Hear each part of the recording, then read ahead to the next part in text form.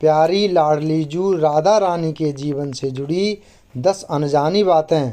श्रीमद् भागवत पुराण, विष्णु पुराण, ब्रह्म वैवर्त पुराण और स्कंद पुराण में राधा रानी के बारे में वर्णन मिलता है। पुराणों के उल्लेख के अलावा भी दूसरे ग्रंथों में और समाज में प्रचलित मान्यता किंवदंतियों के आधार पर राधा के बारे में कई तरह के किस्से और कहानियों का पता चलता है। यहाँ जानिए 10 अनजानी बातें। नंबर 1, राधा का पुराना नाम। पद्म पुराण के अनुसार राधा वृषभानु नामक वैश्य गोप की पुत्री थीं।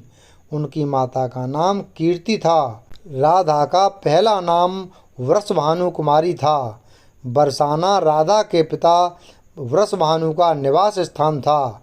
बरसाने के अलावा राधा का अधिकतर समय वृंदावन में ही बीता। नंबर 2, राधा कृष्ण का पहला मिलन।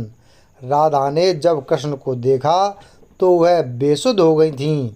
कहते हैं पहली बार उन्होंने श्री कृष्ण को तब देखा था जब उनकी माँ यशोदा ने उन्हें ओखले से बांध दिया था।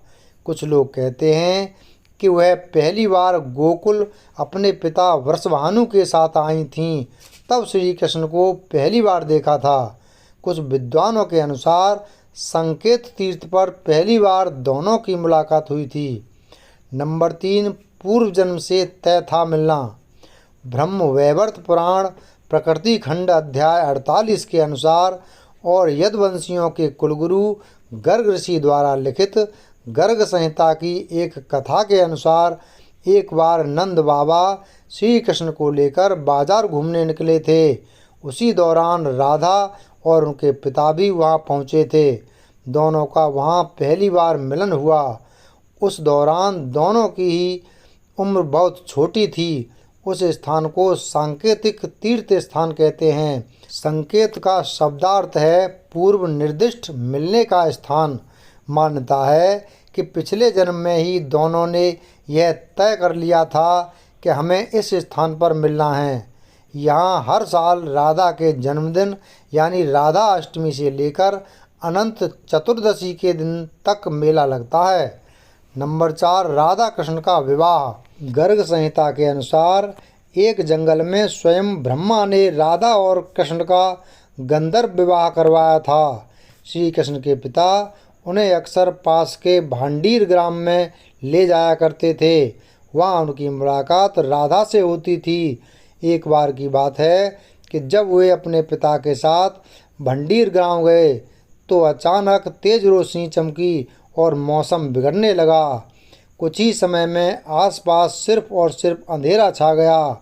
इस अंधेरे में एक पारलौकिक शख्सियत का अनुभव हुआ।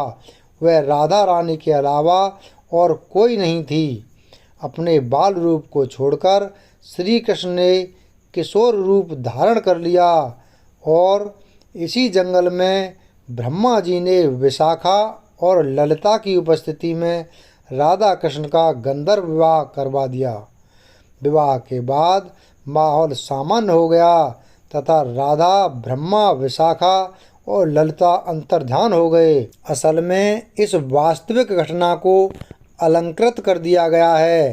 राधा सचमुच ही कृष्ण से बड़ी थीं और सामाजिक दबावों के चलते यह संभव नहीं था कि उम्र में कहीं बड़ी लड़की से विवाह किया जाए। लेकिन यदि दोनों के बीच प्रेम रहा होगा तो निश्चित ही गुपचुप रूप से गंधर्व विवाह किया गया हो और इस बात को छुपाए रखा हो। नंबर 5, अंतिम महारास। राधा के परिवार को जब पता चला कि यह श्री कृष्ण की मुरली सुनकर उनके प्रेम में नाचती हुई उनके पास पहुंच जाती है तो उन्होंने राधा को घर में ही कैद कर दिया था।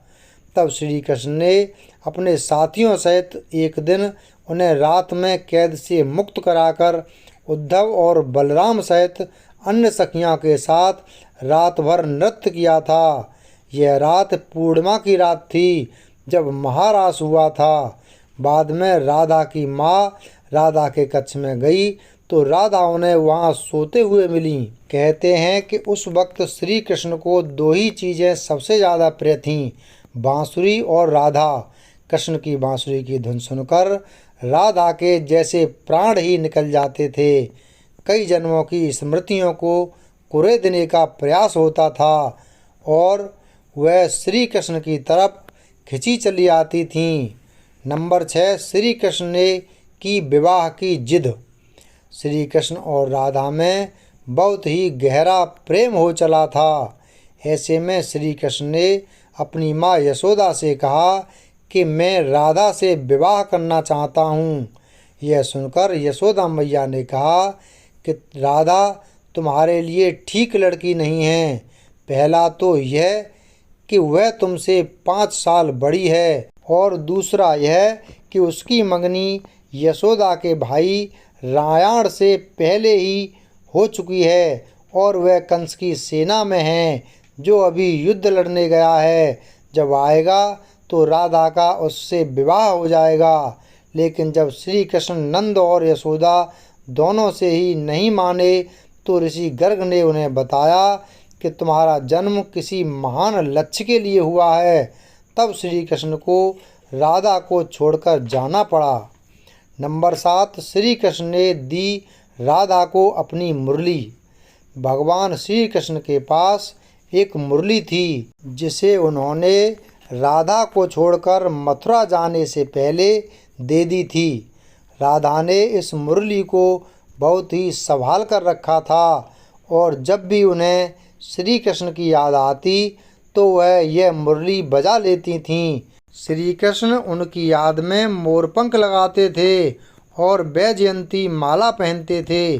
श्री कृष्ण को मोरपंख तब मिला था जब वे राधा के उपवन में उनके साथ नृत्य कर रहे मोर का पंख नीचे गिर गया था तो उन्होंने उसे उठाकर अपने सिर पर धारण कर लिया था और राधा ने नृत्य करने से पहले श्री कृष्ण को वैजयंती माला पहनाई थी।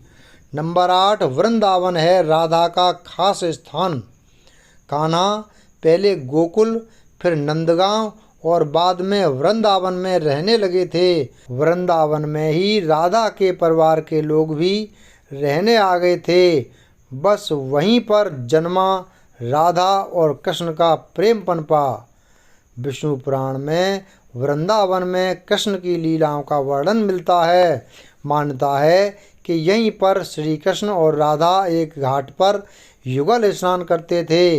यहीं पर श्री कृष्ण और गोपियाँ आँख मिचौनी का खेल खेलते थे। यहीं पर श्री कृष्ण और उनके सभी सखा और सखियाँ मिलकर रास लीला करते थे। कृष्ण की शरारतों के कारण उन्हें बांके बिहारी कहा जाता है। यहाँ पर यमुना घाट के प्रत्येक घाट से भगवान कृष्ण और राधा की कथा जुड़ी हुई है। नंबर 9, रायाण से विवाह। ब्रह्मवैवर्त पुराण के प्रकृति खंड 2 के अध्याय 49 के श्लोक 39 और 40 के अनुसार राधा जब बड़ी हुईं तो उनके माता पिता ने रायाण नामक एक वैश्य के साथ उनका संबंध निश्चित कर दिया। उस समय राधा घर में अपनी छाया को स्थापित करके खुद अंतर्ध्यान हो गईं। उस छाया के साथ ही उक्त रायाण का विवाह हुआ। इसी श्लोक में आगे बताया गया है कि भगवान श्री कृष्ण की माता यशोदा का वह रायाण सगा भाई था जो गोलक में कृष्ण का अंश और यहाँ यशोदा के संबंध से उनका मामा था। मतलब यह कि राधा श्री कृष्ण की मामी थीं। यदि हम यह माने कि श्री कृष्ण यशोदा के नहीं देवकी के पुत्र थे तो फिर राधा उनकी मामी नहीं लगती थीं। रायाण को रापाण अथवा अयन घोष भी कहा जाता था। पिछले जन्म में राधा का पति रायाण गोलोक में श्री कृष्ण का अंशभूत गोप था।